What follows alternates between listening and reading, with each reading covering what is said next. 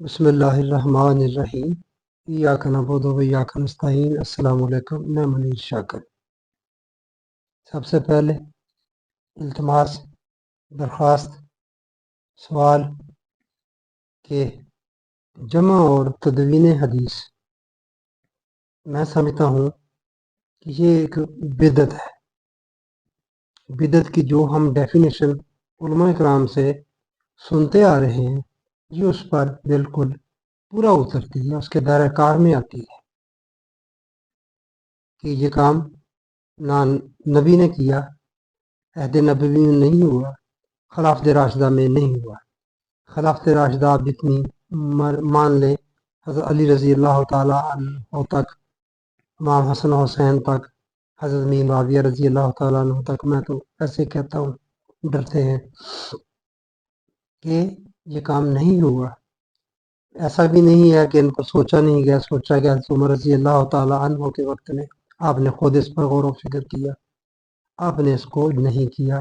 بڑی تاریخی ایک بات بیان فرما کر آپ نے اس کو دروازہ بند کر دیا، اور ساتھ فرما دیا کہ اگر جب بھی ایسا ہوگا تو اس کا یہ نتیجہ نکلے گا کہ لوگ اس پر جھک جائیں گے اور کتاب اللہ پس پشت چلی جائے گی۔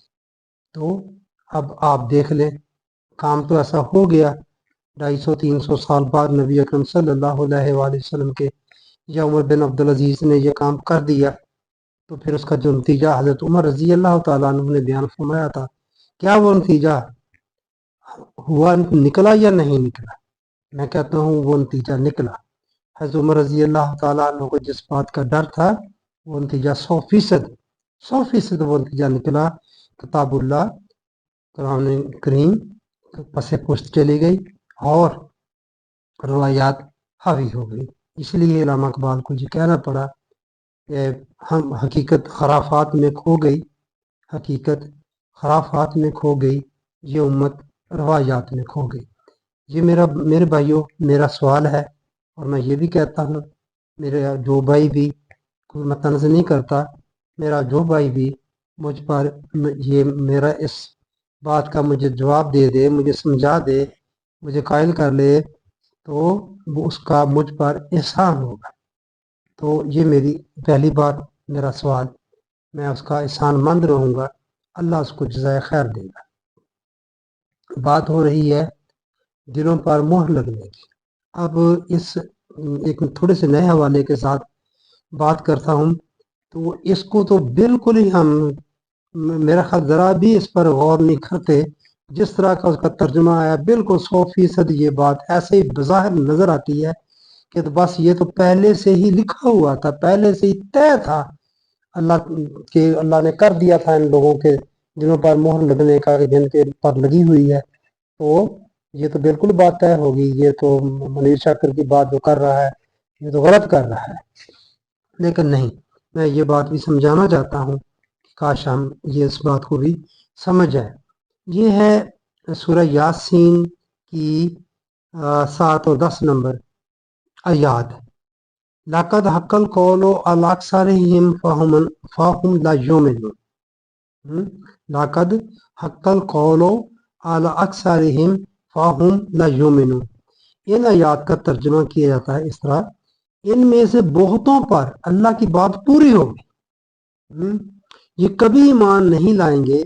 ہم نے ان کی گردنوں میں طوق ڈال رکھے ہیں، اور وہ ان کی ٹھوڑیوں تک ہے، جن سے ان کے سر اوپر کے اوپر اٹھے رہ جاتے ہیں، اور ہم نے ان کے سامنے بھی روک بنا دی ہے، اور ان کے پیچھے بھی، نہ آگے جا سکتے ہیں نہ پیچھے جا سکتے ہیں، اور ان کے اوپر پردہ ڈال دیا ہے، اوپر سے پردہ بھی ڈال دیا، سو انہیں کچھ دکھائی نہیں دیتا، لہذا ان کے لیے برابر ہے، چاہے تو ڈرائے ان کو یا نہ ڈرائے ان کو، یہ کبھی ایمان نہیں لائیں گے۔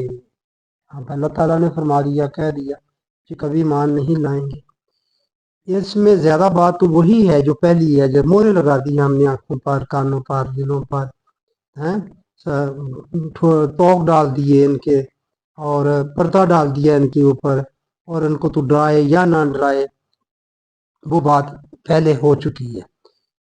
یہ جو بات ہے نا، اس میں یہ جو تھوڑی سی وضاحت طلب بات ہے وہ یہی ہے، لَقَدْ حَقَّ الْقَوْلُ عَلَىٰ أَكْثَرِهِمْ فَهُمْ لَا يُؤْمِنُونَ۔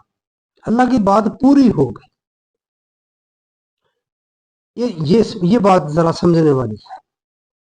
یہ مطلب یہ کہہ کر بہت بڑا شبہ پیدا کر دیا جاتا ہے کہ دیکھیے یہاں کہا گیا ہے کہ ان کی بابت اللہ کی بات پوری ہو گئی کہ یہ ایمان نہیں لائیں گے، جس کا مطلب یہ ہے کہ اللہ نے ان کے متعلق ان کے پیدا ہونے سے پہلے ہی یہ فیصلہ کر دیا تھا کہ یہ ایمان نہیں لائیں گے، لہذا وہ بات پوری ہو گئی۔ یہ ایمان نہیں لائے، نہ ہی یہ ایمان لائیں گے۔ ایمان لانا ان کے مقدر میں ہی نہیں۔ یہ بات ہے، کافی بظاہر ایسے محسوس ہوتی ہے۔ یہ اسی عقیدہ جبر کا پیدا کردہ تصور ہے جس سے اس قسم کے شکوک ابھرتے ہیں، ورنہ بات بالکل واضح ہے۔ دیکھیے وہی عقیدہ جبریہ ہی اس سے واضح ہوتا ہے، جس کا میں عرض کر چکا ہوں۔ اگر اللہ ہی سارا کچھ کرتا ہے، اللہ نے ہی سارا کچھ پہلے کر دیا ہے، تو پھر میرے بھائیوں ان لوگوں کا کیا قصور، جن کے گلے میں توق ڈال دیے، جن کی آنکھوں پر، کانوں پر، دلوں پر مہریں کر دیں، مہریں لگا دیں اور وہ کافر ہو گئے، پھر ان کو عذاب دیا جائے گا۔ تو آپ خود دیکھ لیں۔ اور اس میں جو بات وضاحت کرنی وہ کر دیتا ہوں کہ لَقَدْ حَقَّ الْقَوْلُ أَكْثَرِهِمْ عَلَىٰ أَكْثَرِهِمْ فَهُمْ لَا يُؤْمِنُونَ۔ تو پھر میرے بھائیو اس کی بات بھی پوری ہو گئی، ان لوگوں کا کیا قصور ہے؟ پھر یہ تعلیمات پوری کی پوری اور پورے کا پورا حشر محشر معان بالغیب سبوتاج ہو جاتا ہے، اس کا کوئی نہیں رہتا، انصاف نہیں رہتا۔ اللہ تعالیٰ کے بارے میں یہ تصور بندے کے دل میں پختہ ہو جاتا ہے، واضح ہوتا ہے کہ وہ منصف نہیں ہے، معاذ اللہ وہ ظالم ہے، وہ ناانصافی کرنے والا ہے یا کرے گا، کیونکہ وہ بادشاہ ہے، تکڑا ہے، کوئی اس کو پوچھ نہیں سکتا، اس کے سامنے کوئی پر نہیں مار سکتا، کوئی بول نہیں سکتا، تو پھر جو چاہے کرے۔ یہ عقیدہ بنا لیتے ہیں، یہ غلط ہے، ایسا نہیں ہے۔ اللہ ایسا نہیں ہے، اللہ انصاف کرنے والا ہے، اللہ عادل ہے، اللہ کسی پر ذرا برابر بھی ظلم نہیں کرتا۔ جب کہا جاتا ہے کہ ظلم نہیں کرتا تو اس کا مطلب ہے کہ وہ انصاف کرتا ہے۔ تو وہ اس بات کی دوبارہ میں وہی نفی کرتا آ رہا ہوں کہ عقیدہ جبریہ یہ غلط ہے، ایسا نہیں ہے، ایسا نہیں ہوتا، اللہ ایسا نہیں کرتا۔ بات ہے لَقَدْ حَقَّ الْقَوْلُ کی، کہ اس کا کیا مطلب ہوگا؟ اس کی بات پوری ہو گئی، کوئی بات تھی پہلے، اس سارے کچھ سے پہلے ان لوگوں کے بارے میں کوئی بات تھی، جن لوگوں نے ایمان نہیں لائے۔ یہ ظاہر ہے کہ انسانوں کے پیدا ہونے سے پہلے کی یہ بات ہے کوئی، جو اللہ نے پوری کر دی۔ ظاہر ہے کہ جب جو بھی پہلا پیغمبر آیا اس نے دعوت دی، کچھ لوگوں نے قبول کی، کچھ نے نہیں کی۔ جنہوں نے نہیں کی ان پر یہ بات پوری ہو گئی۔ بات پوری ہو گئی، یہ بات ان سے یعنی کہ پہلے کی ہے، پہلے لوگ عقیدہ جب یہی کہتے ہیں، ہر چیز پہلے سے ہی ہے۔ لَقَدْ حَقَّ الْقَوْلُ کے معنی یہ ہے کہ اللہ کا قانون یہ ہے کہ جو لوگ عقل و فکر سے کام نہیں لیں گے ان پر حقیقت مشتبہ رہے گی، فی لحاظ وہ ایمان نہیں لائیں گے۔ یہ بات پوری ہو گئی، یہ بات پہلے سے ہے، یہ بات ہے ان لوگوں کے متعلق پہلے سے کی ہوئی کہ جو لوگ عقل و فکر سے کام نہیں لیں گے وہ بات پوری ہوگی، نہیں لیں گے تو اللہ نے یہ اصول قانون طے کر دیا ہے پہلے سے۔ جو عقل و فکر سے کام نہیں لیں گے وہ اندھیرے میں رہیں گے، ان پر پردے ہوں گے، ان کی آنکھوں کانوں دلوں پر مہریں ہوں گی۔ یہ بات ہے شروع کی، لَقَدْ حَقَّ الْقَوْلُ عَلَىٰ أَكْثَرِهِمْ فَهُمْ لَا يُؤْمِنُونَ، ایمان نہیں لائیں گے، یہ بات پوری ہو۔ یہ اتنی بات سمجھنے والی ہے کہ قانون یہ ہے کہ جو لوگ عقل و فکر سے کام نہیں لیں گے ان پر حقیقت مشتبہ رہے گی، فی لحاظ وہ ایمان نہیں لائیں گے۔ وَيَجْعَلُ الرِّجْسَ عَلَى الَّذِينَ لَا يَعْقِلُونَ، یونس کی 100 نمبر۔ جو لوگ عقل و فکر سے کام نہیں لیتے وہ التباس کنفیوژن میں رہتے ہیں، کنفیوز رہتے ہیں، کسی کنارے پر نہیں لگتے، چٹکے رہتے ہیں، معلق رہتے ہیں۔ یہ لوگ عقل و فکر سے کام نہیں لے رہے، اس لیے اللہ کی رہنمائی سے مستفید نہیں ہو سکتے۔ رہنمائی سامنے ہے، اس سے مستفید ہونے کے لیے عقل و فکر سے کام لینا ہے۔ ایسے ہی کو آپ ڈیل نہیں دی جائے گی آپ کے دل میں، یا اللہ بازو پکڑ کر آپ کو اس طرف نہیں کر دے گا نہ دوسری طرف کرے گا۔ اللہ ایسا نہیں کرتا۔ عقل و فکر سے کام لینا ہے جو انہوں نے دی ہوئی ہے، ہر انسان کو دی ہوئی ہے۔ رہنمائی سے مستفید نہیں ہو سکتے، ان کی حالت اللہ کے اس قانون کی صداقت کی زندہ شہادت، یہ قانون ہے اس کا۔ لاقد حق القول، یوں اللہ کی بات، اس کا قانون سچا ثابت ہو کر سامنے آ جاتا ہے۔ لاقد حق القول، اس طرح بات پوری ہوتی ہے۔ لہذا ایسے لوگوں کو تذکیر و تنذیر کیا فائدہ دے سکتی؟ جو کوئی فکر سے کام نہیں لیتے، ان کی تذکیر اور تنذیر، ان کو ڈرانا، ان کو خوشخبری دینا، اور کوئی فائدہ نہیں دے سکتی۔ انما تنذیر من اتبع ذکر و خاشی الرحمن بالغیب، یاسین کی 11۔ تذکیر و تنذیر تو اسے فائدہ دے سکتی ہے جو اللہ کی نصیحت ہدایت کی پیروی کرتا ہے اور انسانی اعمال کے ان نادیدہ نتائج سے ڈرتا ہے جو اللہ کے قانون مکافات کی روح سے مرتب ہوتے ہیں۔ یہ بات کرنے کی لاقد حق القول علی اکثرہم فہم لا یؤمنون، ایمان نہیں لائیں گے، اللہ کی بات پوری ہوگی۔ کیا بات پوری ہوگی؟ کیا بات تھی؟ کہ جو لوگ عقل و فکر سے کام نہیں لیں گے وہ ایسے رہیں گے، ان کے دلوں پر مہر مشتبہ رہے گا معاملہ ان پر، وہ یقین کی حد تک نہیں پہنچ سکیں گے۔ یہ بات پوری ہوگی۔ بس اتنا سی بات سمجھنے والی ہے، لیکن دیکھیں بظاہر عقیدہ جبریہ والے اس کو کس انداز میں بیان کرتے ہیں اور اپنے عقیدے کی صداقت کی کس طرح وہ تائید میں یہ پیش کرتے ہیں۔ آپ خود دیکھ لیں کہ آپ خود، یہی تو تھوڑی سی بات ہے عقل و فکر کی۔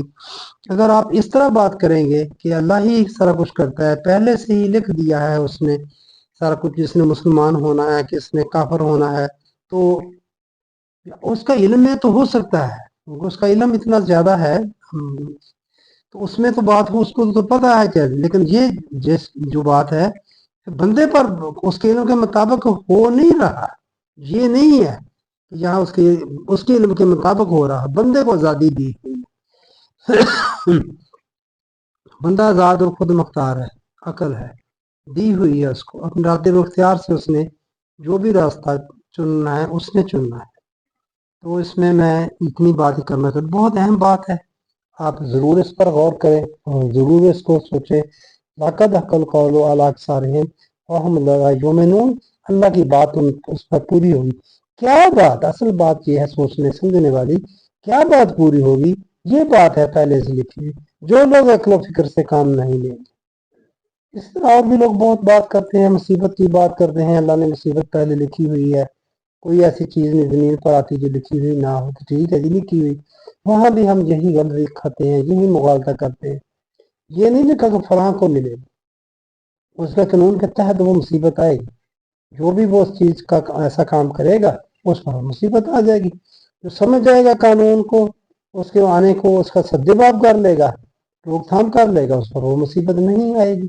اتنی سی بات ہے، لیکن ہم نہیں کرتے یہ بات، بالکل نہیں کرتے۔ بڑے بڑے پڑھے لکھے لوگ میں نے سنے ہیں، اگر پرسن سنتا ہوں، میں دوسرے لوگوں کو سنتا ہوں، مشاہدہ کرتا ہوں، لوگوں کا ہم بات کرتے ہوئے دیکھتا ہوں، تو ایسا نہیں سوچتے، بالکل نہیں ایسا کرتے۔ تو یہ حقیقت میں ایسا ہوتا ہے کہ یہ بندہ ہی سب کچھ کرتا ہے۔ جب آپ دیکھیں بس بندے نے ہی ایسا کیا کہ اس کا قول پورا ہو گیا، بندے نے ہی ایسا کیا، مہریں لگ گئی کانوں پر، آنکھوں پر، دلوں پر مہریں لگ گئی۔ تو بس یہ ہے کہ اللہ کی بات پوری ہوگی۔ کون سی بات پوری ہوگی، کیسے پوری ہوگی، اس کی وضاحت میں نے آپ کے سامنے عرض کر دی ہے۔ آپ کی مہربانی، آپ نے میری بات سنی۔